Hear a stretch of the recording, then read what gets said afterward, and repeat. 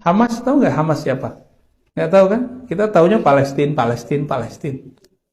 Ini kabar agak pahit saya kasih tahu, ya. Karena kita kadang-kadang donasi kita nggak tahu donasi ke siapa. Saya suka Bapak Ibu hobi donasi, tapi pastikan donasinya ke siapa. Karena saya pernah masuk ke Israel. Ya, itu juga sebuah pengakuan bahwa beliau mengakui ada yang namanya negara Israel. Padahal kalau kita lihat orang-orang sebagian orang-orang Barat yang bukan Muslim, ketika mereka datang ke Israel itu mereka nggak nyebut Israel, mereka nyebutnya Palestina. Saya mau datang ke Palestina. Tapi beliau dengan bangganya mengatakan saya pernah datang ke Israel. Itu Palestina, Ustaz, itu Palestina yang dijajah oleh Israel. Itu kita masuk 7 kali diperiksa, nggak bisa bawa barang-barang. Maka pastikan kalau kita donasi ke lembaga yang diakui oleh pemerintah. Dan lewat jalur pemerintah, hanya itu satu-satunya jalur. Jadi tolong pastikan ketika donasi, donasinya ke lembaga yang lewat jalur pemerintah. Hanya itu, kalau nggak bisa masuk. Jadi kalau dia bilang nggak ada donasi yang bisa masuk kecuali melalui pemerintah, ini fitnah yang sangat luar biasa. Ini bahaya teman-teman. Jadi dia itu seolah mengatakan bahwa semua lembaga-lembaga kemanusiaan Indonesia yang kirim bantuan ke Palestina itu dusta, bohong, nggak nyampe. Itu nggak ada itu. Jadi yang saya lakukan ini itu uang pribadi saya nih. Saya bagi-bagi ribuan paket sembako misalnya, kemudian ribuan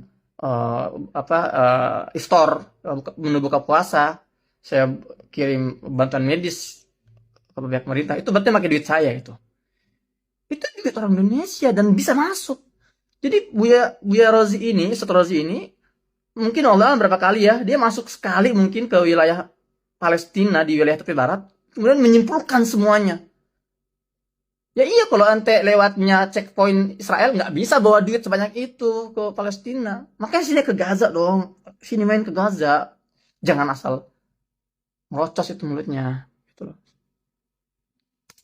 Karena bagi Hamas, siapapun yang berdamai dengan Israel berarti dia antek Israel. Nah, ini logikanya sudah nggak nyambung. Hamas kemudian sampai hari ini menganggap siapapun Muslim Palestina yang ingin damai dengan Israel itu antek Israel dan boleh dibunuh.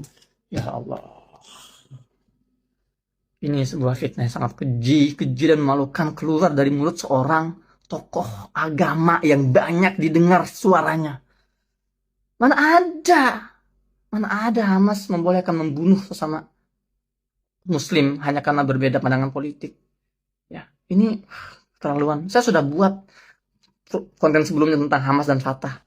Saya hidup di Gaza ini nggak sehari dua hari. 12 tahun saya di Gaza. Teman-teman saya tuh ada anak-anak muda yang simpatisan terhadap Hamas, simpatisan Hamas gitu ya. Teman-teman saya juga ada simpatisan Fatah. Teman-teman saya ada simpatisan Jabhah Sya'biyah, jihad Islami. Dan kita semua nggak ada itu kata-kata yang mengatakan Hamas memperbolehkan membunuh Muslim yang beda dengan dia, artinya yang mau berdamai dengan Israel disebut antek Israel dan boleh dibunuh. Antum perhatikan Ustaz, antum itu yang antum tuduh siapa itu? Itu bukan orang sembarangan. Mereka yang mengorbankan darah dan nyawanya untuk mempertahankan negeri Palestina, negeri para nabi. Mereka yang mempertahankan, mereka yang mengorbankan dengan darah dan nyawanya. Masjidil Aqsa itu dipertahankan oleh siapa? Oleh para pejuang Palestina di Gaza. Entah itu Hamas, entah itu Fatah, entah itu jihad Islami. Dan kita kalau ngomong ini ngeri banget, hati-hati. Sebagai penutup saya ingin sampaikan satu hadis dari Abu Umamah. Dia mendengar Rasulullah SAW pernah bersabda, La tazalu ta'ifatu min ummati 'ala ad-din zahirin li'aduwwihim qahirin la yadurruhum man khalafahum illa ma asabahum min la'wa hatta ya'tiyahum amrullah wa hum kadzalik.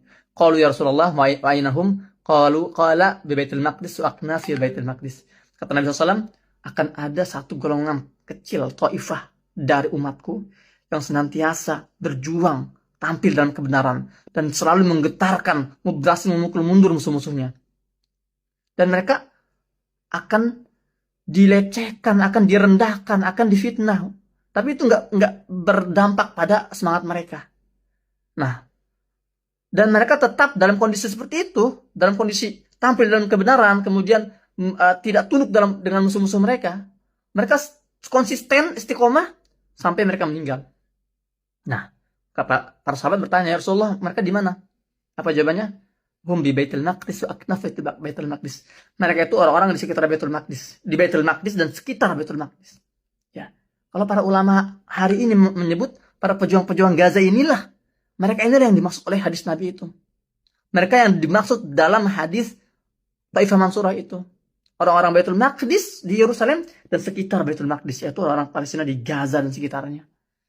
Kok orang-orang seperti ini dituduh dengan tuduhan fitnah yang keji seperti ini, dibilang ini teroris, ini membolehkan membunuh sesama muslim.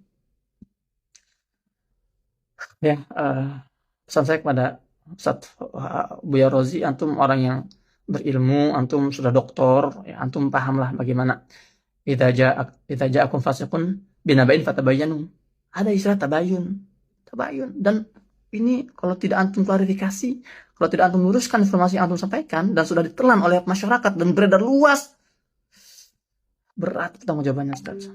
Adapun tugas buat kalian teman-teman, postingan ini disebar seluas-luasnya untuk meluruskan fitnah yang terlanjur beredar di atas. Fitnah yang terlanjur beredar barusan. Tolong diluas. Antum punya kewajiban yang sama dengan yang saya miliki, yaitu untuk menyampaikan informasi yang sesuai agar fitnah berhenti, agar fitnah ini tidak terus meluas. Demikian, semoga bermanfaat. Saya Muhammad Hussein. Assalamualaikum warahmatullahi wabarakatuh.